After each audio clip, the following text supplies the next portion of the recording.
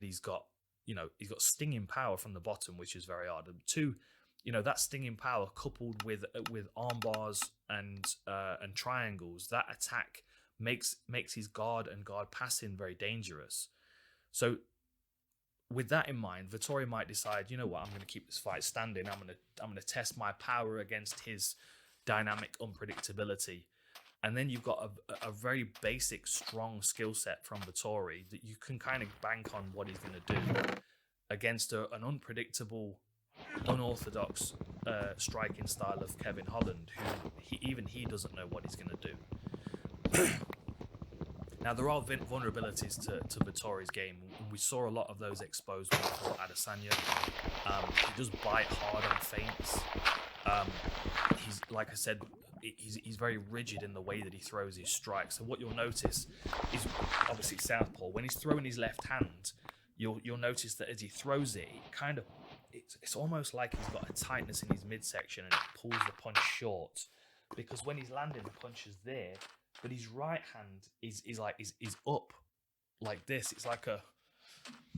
Let me see if I can do it towards the camera to make more sense. So he's here and he's in his stance, and then he goes like this. Instead of twisting all the way through and getting the full extension on the punch, he pulls it short.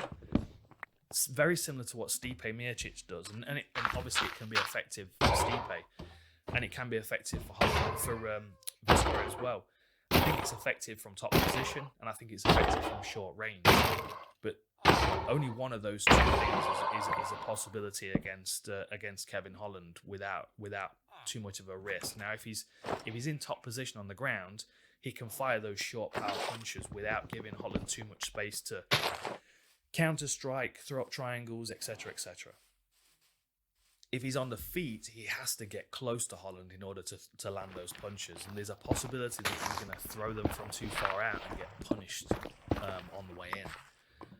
Because Holland is so loose and so confident, he's coming off a 5-round fight, which means that the canvas under his feet is going to feel very familiar. And I know it's not been long since Vittori fought, but if you do something one weekend and then you go and do the same thing the next weekend, it feels very comfortable to you. And whether that's 1 or 2 or 3 weekends in between, there's not a long period of time for him to become, resensitized to the atmosphere of the Apex and the content. The other thing you've got to keep in mind with Kevin Holland as well is that he's coming off a very disappointing performance, and whatever bravado that comes with it, I'm not interested in being the champion, etc., etc. He knows he shit the bed on that fight. It could have been so better. It could have been a real turning point of his career in fighting. He just wasn't able to get past Brunson, who is a little bit of a gatekeeper in the top of the middleweight division.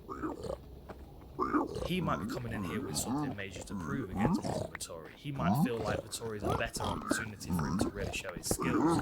So we might see an even more relaxed, more fluid, more dynamic Kevin Holland that's stinging Vittori on the outside while Vittori is trying to work his way into range and land that short left.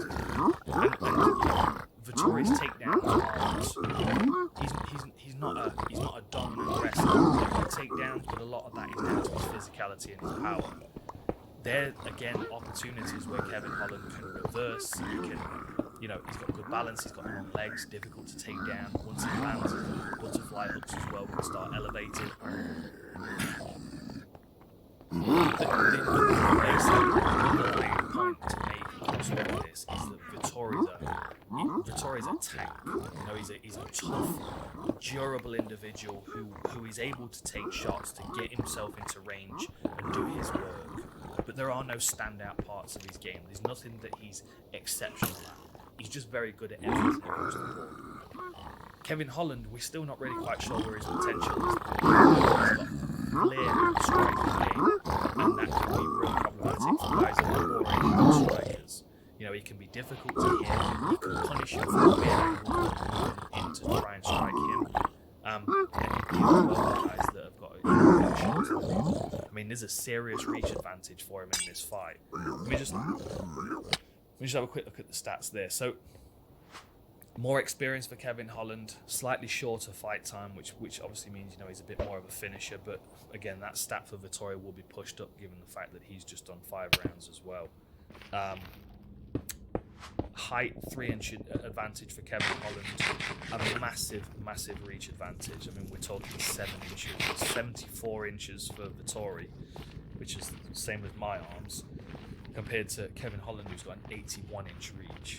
And this lists him as southpaw, but obviously there's a flexibility for that as well. Now, interestingly, Vettori's got a high strike rate, but like I said, he has to get close to Kevin Holland to do that. So if he can get close, if he can close to the fight to the floor where he's in a position to strike, that higher strike rate will serve as well to pepper Kevin Holland with 2-3 more punches in the same time. Of course, that's going to be beneficial. Now, his striking accuracy is 45% compared to Kevin Holland, 56. Heart rate falls short a lot of the time. Heart rate transitions through range by punching, not with the intention of landing. He uses punches to bridge the gap sometimes. They're the times when that extra reach advantage for Kevin Holland, with his spinning back fists and his, those flicky kind of unorthodox kung fu techniques that he sprinkles in, they're the kind of techniques that he's going to be walking onto as he's doing that. Strikes absorbed per minute, again slightly higher than Vettori, just reaffirms the fact that he's tough and he is durable, and he will take a punch. Doesn't mean he should, but I think he's going to have to in this fight. When it comes to their grappling, now Marvin Vettori got a slightly higher takedown rate, and his takedown defense is slightly higher. Takedown accuracy is largely the same, as well as their submission average, but you've got to think that Kevin Holland's submission ability is of a more technical level than Vettori. Vettori's got some good subs on his record, but it's almost like he has to either catch them cold. He's got 9 submissions on his record. It's like he either has to catch them cold early or he has to beat it out of them. So if we just go down Marvin Vettori's record, I'm just going to have a look at this. So we start off with a loss, but then he goes on a 5-fight win streak, and all of them are submissions. So we've got 3 rear naked chokes in a row, all in the first round. Then we've got a triangle choke and then a toe hold, again, all in the first round. So that's 5 first round submissions right there. Then he picks up a decision loss. Then he goes on another win streak. So we've got a TKO and a standing guillotine both first round. A decision, and then we've got first round KO from a knee, first round guillotine, and another first round guillotine. So jumping on something when the opponent's cold is absolutely a possibility for Marvin Vettori, and that's when he's fully charged, fully strong. I've got this guillotine, I've got this rear naked choke. Imagine for a second if Kevin Holland's moving in with something unorthodox and he just gets cuffed with one of those short left hands, and then he's rocked and he's unstable, he goes down. Then you've got Marvin Vettori on your back, working chokes, working those short range punches. That is problematic, no doubt about it. Since he's come to the UFC, there have been more decisions. He's been facing a higher level of opposition. He's been facing guys that are better conditioned, they're tougher, they're more aware of striking ranges. But he's still at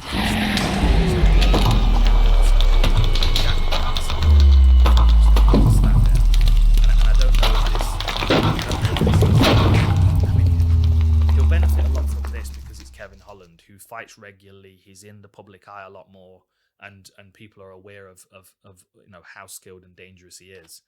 But there's still a major risk here because Kevin Holland's stock has suffered from that Derek Brunson fight. So it's Vettori that's actually taking the risk here and opening the door for him. I actually feel like Vettori's a bit further along.